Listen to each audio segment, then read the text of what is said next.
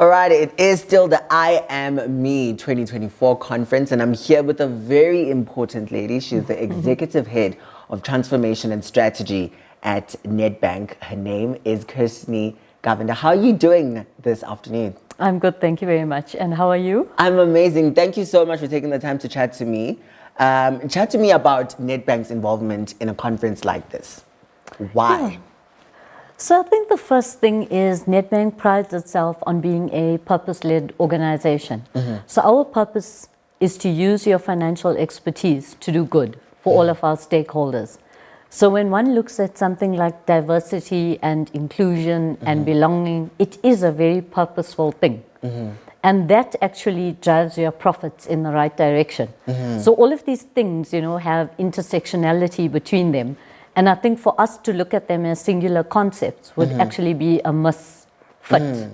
Now, there's something so important that you shared in your speech, and you actually showed us figures of times when companies weren't very inclusive or diverse in employing people, and kind of a rise in profits in them kind of collaborating with people who are different, people who are differently abled. This is something that is actually happening. So what would be your response to a company that does not want to take a chance on someone who is diverse or someone who is differently abled? So I think the first thing is reframe your mindset. It's not taking a chance. It's investing in a diverse mind, in a diverse ability. And then it's your job as the leader to bring it all together in a cohesive manner. So that you don't have groupthink, but you actually have diversity of thought. Differently abled simply means that. It does not mean that the one is stronger than the other. Like somebody says, our grey matter is in between our ears, right? It's not your physical appearance. So it's really what you can extract out of that diversity of thought that will enable you to be purposeful, to get your profits improving. And I don't only mean financial profits.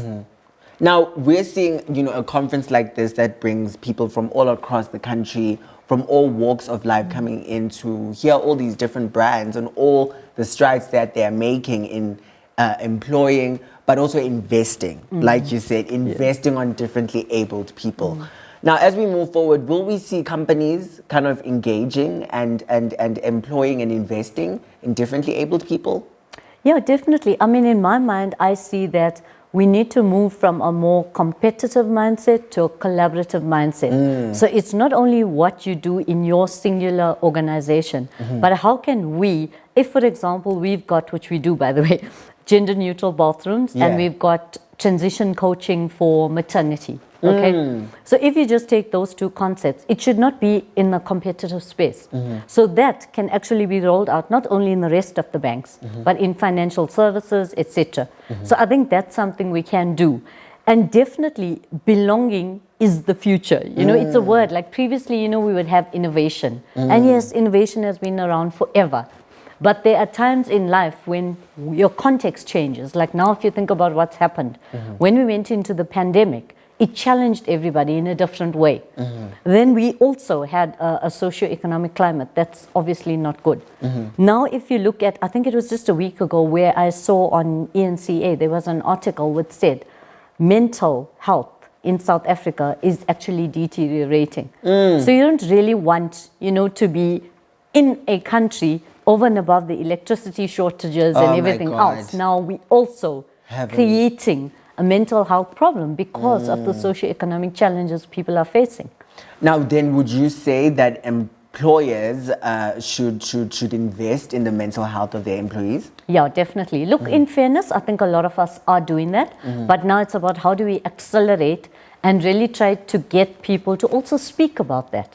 Because you'll remember, even now, it's not easy for people to speak about their disability if it isn't visible. So similarly, we also have to find its psychological safety. So how do you inculcate that culture of psychological safety so that your staff, like I said earlier on, can actually, be I am me in that environment. Now, as we wrap it up, Kershin, I am me because... Oh, for myself. Yes, I am me because... Yeah, I am me because I think, I remain authentic. authenticity, everybody. This is where we're going to wrap it up. A big thank you to Kershin for, I think also another important highlight here is that as a leader, Nedbank is a leader in many, many industries. And I think when we see you actively involving yourself in causes and conferences like this, I think it begins to inspire a shift, a change in people who are like Nedbank, investing and actively going into the community to find and invest in those marginalized people. Okay.